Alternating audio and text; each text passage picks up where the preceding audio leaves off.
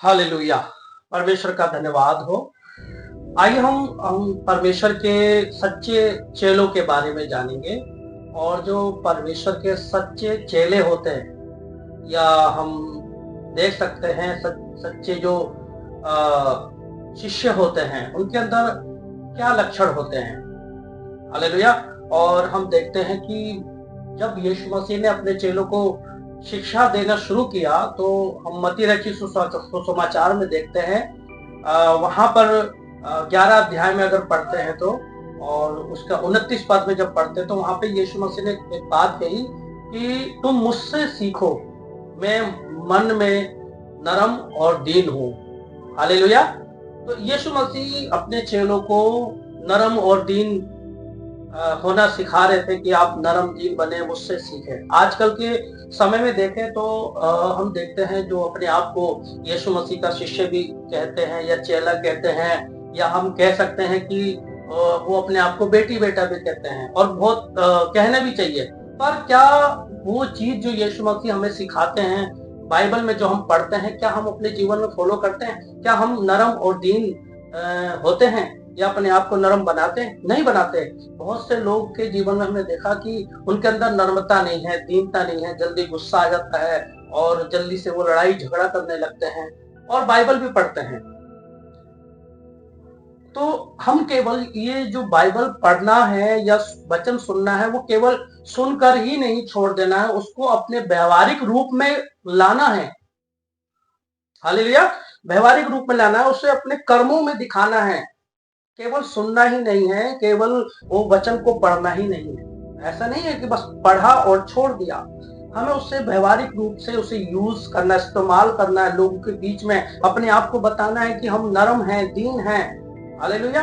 और यीशु मसीह के जो चेले थे उनमें हम देखते भी हैं कि वो जब यीशु मसीह की शिक्षा को सुने और जब यीशु मसीह स्वर्ग चले गए, उन्होंने वही चीज को फॉलो किया।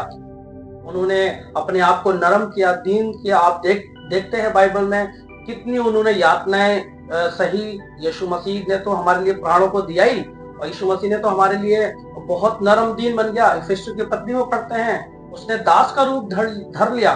पर हम देखते हैं कि वो चीज जो यीशु मसीह ने अपने चेलों को सिखाई, वो उन्होंने उसको फॉलो किया। आज हम देखते हैं नहीं करते, लोग नरम नहीं है, दीन नहीं है। हालेलुया। और शिष्य होने का जो मतलब है वो यही है कि अगर हम सचमुच यीशु मसीह के चेले हैं, शिष्य हैं, तो प्रभु यीशु मसीह की बातों को अपने जीवन में लागू करेंगे, उसे अपने व्यवहारिक रूप में लाएंगे। और हम देखते हैं कि बाइबल में जब इफिसियों की पत्री को पढ़ते हैं तो वहां पर पौलुस कहता है कि तुमने ऐसी शिक्षा नहीं पाई। अगर इफिसियों 4 का 20-21 पढ़ेंगे तो वहां पे लिखा है कि तुमने ऐसी शिक्षा नहीं पाई, वरन ऐसी शिक्षा पाई है कि तुमने उसकी सुनी, उससे सीखा। हालेलुया। तो पौलुस इस बात को कहता है कि तुमने उसकी सुनी और जैसा उसने कहा है वैसे ही उसको उसके विषय में किया है, यानी कि करके दिखाया है। लिखा है जैसे यीशु में सत्य है वैसे सिखाए भी गए हैं। तो चेलों ने यीशु मसीह की बातों को सीखा और अपने जीवन में लागू किया। और हम देखते हैं कि यीशु के बारे में जब हम प्रभु के बारे में सीखते हैं, उनके वचनों के बारे में से, तो केवल सीखना नहीं है परंतु उसे अपने जीवन में व्यवहारिक रूप देना है। निरंतर उसकी आज्ञा को मानना है, निरंतर उसके पीछे चलना है। हालेलुया। निरंतर उसके जैसे बनते जाना है। बाइबल बताती है जैसे मसीह का स्वभाव था वैसा ही तुम्हारा भी स्वभाव हो। तो जो यीशु मसीह से सीखा है, जो बाइबल हमें बता रही है, उसी तरीके से हमें चलना है। तब तो आप सच्चे चेले ठहरेंगे।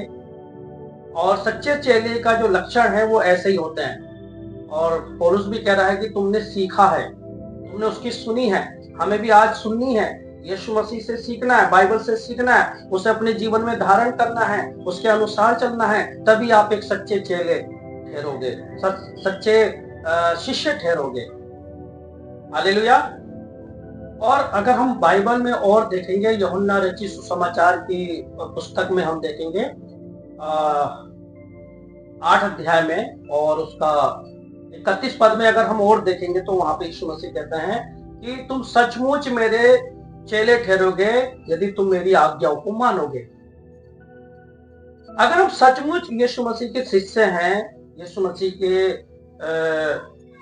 बेटी बेटा हैं, हम बेटी बेटा तो कहते हैं, हालेलुया, पर हम वचन पढ़ रहे, हम शिक्षा ले रहे हैं अच्छे चेले बनने की, अच्छे शिष्य होने की। तो अगर हम सचमुच में यीशु मसीह के अच्छे शिष्य हैं, सच्चे शिष्य हैं, सेवक हैं, हालेलुया, तो हमें उन चीजों का प्रमाण देना चाहिए, देना होगा। यानी कि देखेंगे कि हमें आत्मा के फल होने चाहिए, एक प्रमाण है।